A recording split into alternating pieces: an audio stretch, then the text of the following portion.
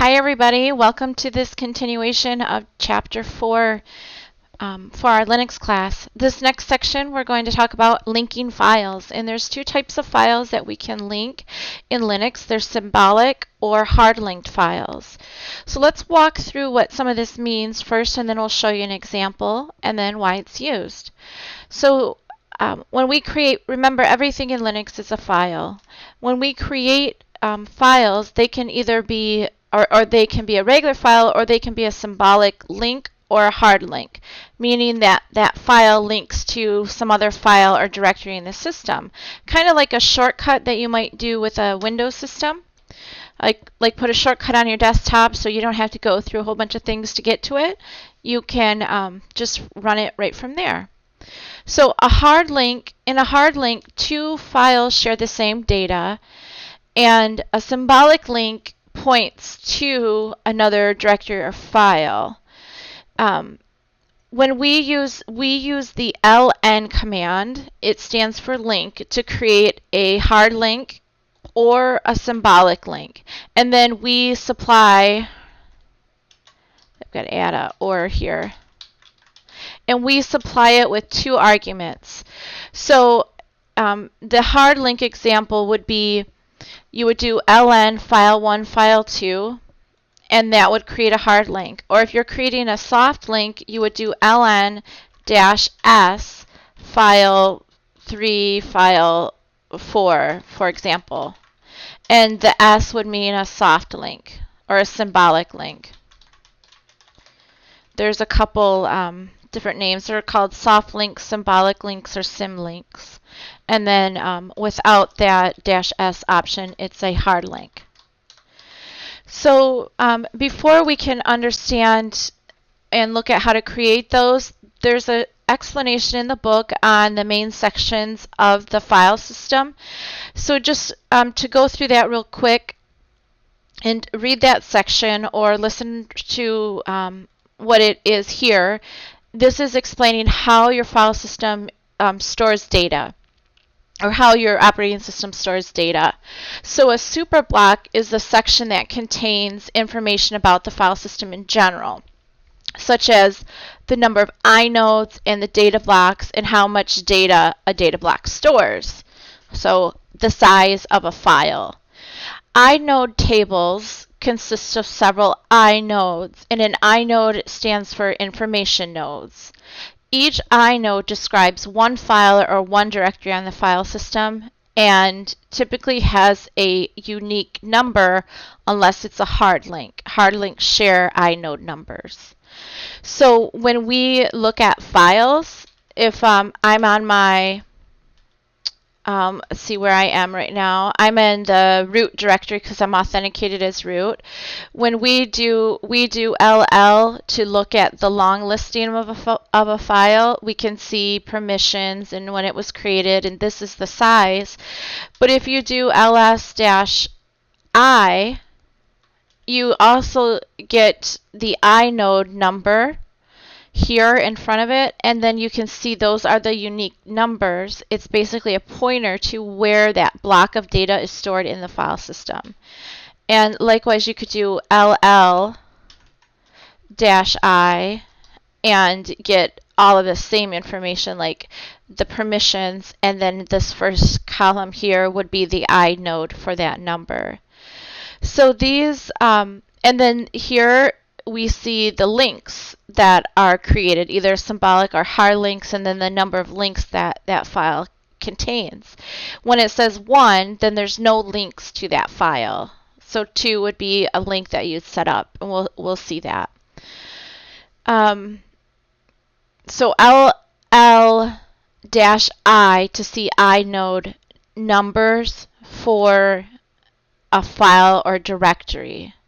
And an inode number is just the place, it's the identifier for where that block of data is stored in the file system. It's like saying, here's a table of data, and you have block 1, block 2, block 3. you would say, okay, this file, practice 1, is block 524,766. That's the block number for that one.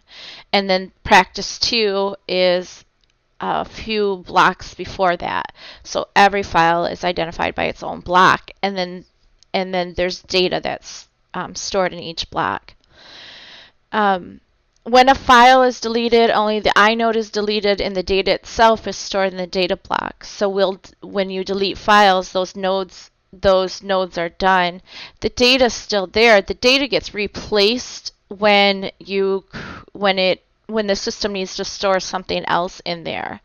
So it doesn't mean that you can go back and get it. It's like with programming, when we always initialize variables to 0 at the beginning, or when we use it and we want to when we're done with the value of that variable, we delete it out of the system. Otherwise, it stays in that block of data. So when you use the rm command, it just removes the inode number and not the data itself. If you were to wanted to remove data like a variable, you would set it equal to 0 or null or something like that. Each file and directory has to have an inode, and all files also have data blocks, except for special device files, and we cover that in Chapter 5. Hard-linked files share the same inode, which I already mentioned, but the data link allows for multiple files. And when a hard link is modified, the other hard link files are updated as well. And then I should add to here, soft links or symbolic links are more like shortcuts to something else, or we'll say pointing to a different inode number which has a block of data in it. So there's a little difference with how they work. So the next page and the next section you'll read, this isn't too many pages in the book, but it'll show you how to create hard links and symbolic links.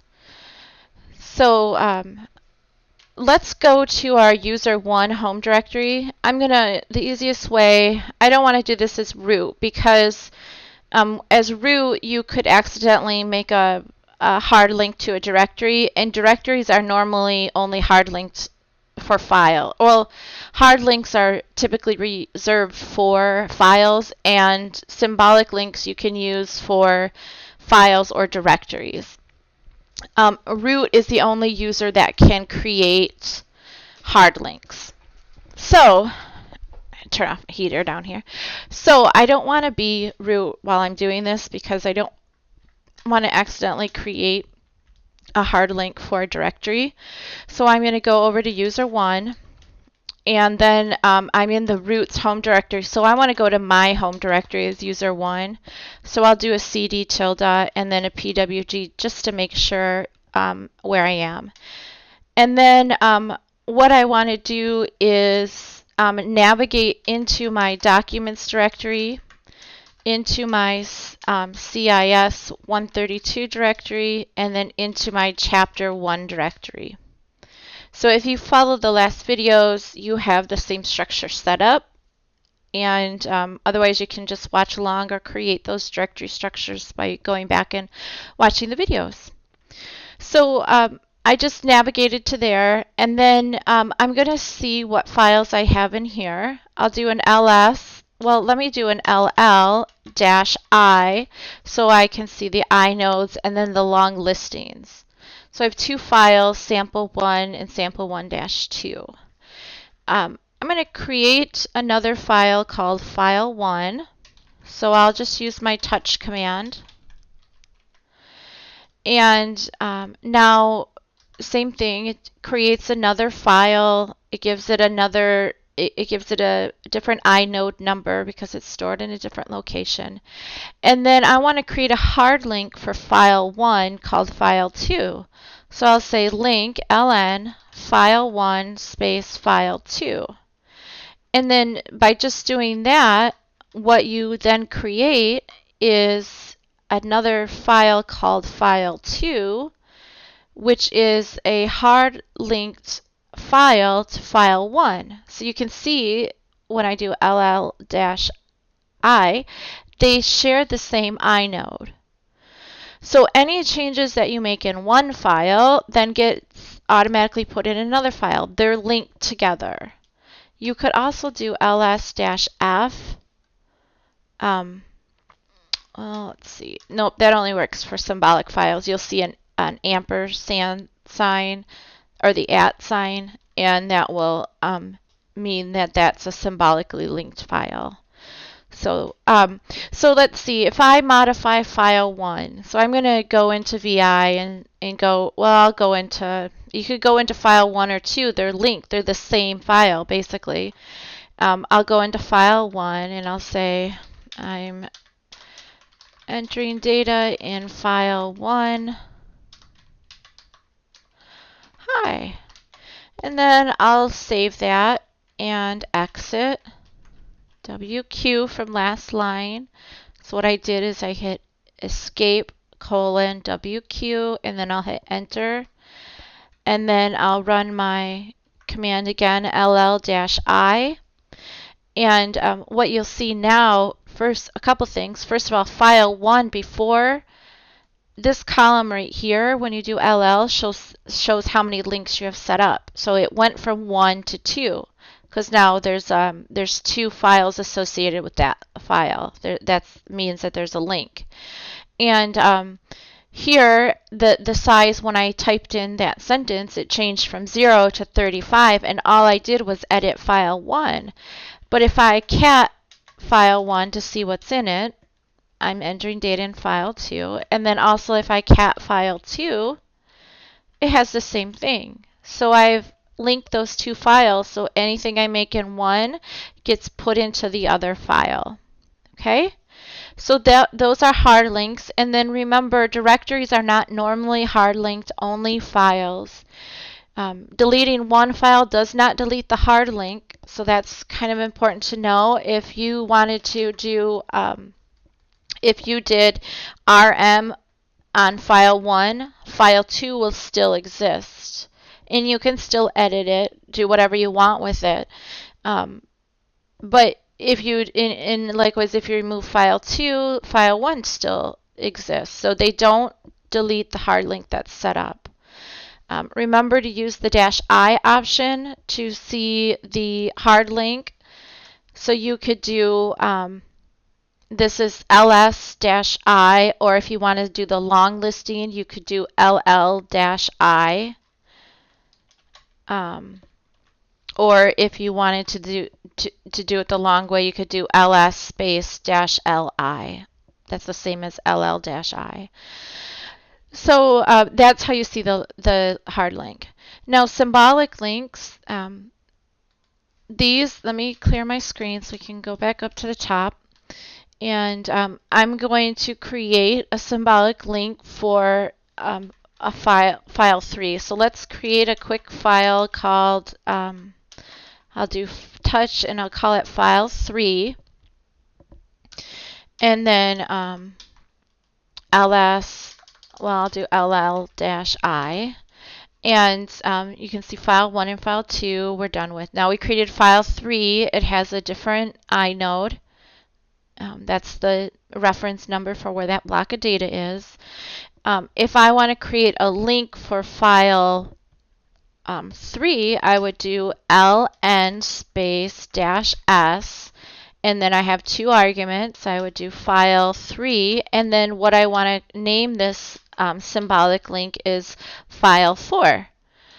Now if I do ll-I, you'll see I have file 3, which is 524178 on my system. Your system's, is a different file system and an operating system, so your inodes will be different. And but what you'll see now is that this is an L, meaning it's a linked file, and then you see it like you'll see a pointer, like file 4 is a pointer or is linked with file 3. So that's what that means. And you'll notice too the inode difference the inode numbers are very different They do not share the same numbers. Hold on, got a visitor. Sorry, that's one of the benefits of working at home, is that I get interrupted sometimes. So that's the symbolic link. Now, one is merely a pointer to the other, so they have different sizes. They could have different sizes. Well, you can see one is 0, one is 5, but they're still links. So if I go into file 3 and make some kind of change, like this is file 3, and I cat file 3, it says this is file 3. Now let me cat file 4. It still is a link, so it still keeps the same, it still does the same thing. Okay, so let me show you a cool application of this. This is more like creating a shortcut, a symbolic link. Symbolic links are, unlike hard links, they're commonly made for directories so that you can easily make navigation a little bit easier. So let's say that I'm always working in my home directory. So here, let me go back up. I just did this command CD tilde, and that takes me to my home directory, pwd. Great. Okay, so I have all these directories, and let's say that I want to make on my desktop directory, I want to make a shortcut to my music directory. So just like if I were to go to if I were to go to my desktop here on my Linux system, which is right here in this blue area, and you go over and you make a shortcut over here, you could have you have this desktop, and anything that you put on the desktop in the desktop directories here would show here when you're authenticated as user 1. So if I want a music directory to show there on my desktop, then I would either move it to there, or if I want to keep it in its original place and just create a shortcut to it, I could use a link. So I'm going to when you do it, you have the target file and then the path that you want to create a shortcut. So currently I'm in the directory where I want this link set up. So I want to do a soft link, and the one that I want to modify is, or I want to make a link to, is music. And where do I want to put it? In my home directory, in my user 1, in the desktop. And maybe I want to call it my music instead of just music. So I have two arguments: what I want to make a link to and where do I want this shortcut to be, and that it's a symbolic link. So now I have ls, I have music still there, but let me go to my desktop and do an ll-i, and you can see now that this directory was created, and it's actually a symbolic link to the music directory. So now if I'm on my desktop, anything that I put in my music directory will automatically appear in this music directory. So that's the use, and one way that symbolic links are useful in a Linux system. So thanks for watching. We're going to come back to inodes with our last section, our last video, and look at how we can modify inodes when we change permissions on files. So it's really important to understand this section. Thanks for watching. Bye.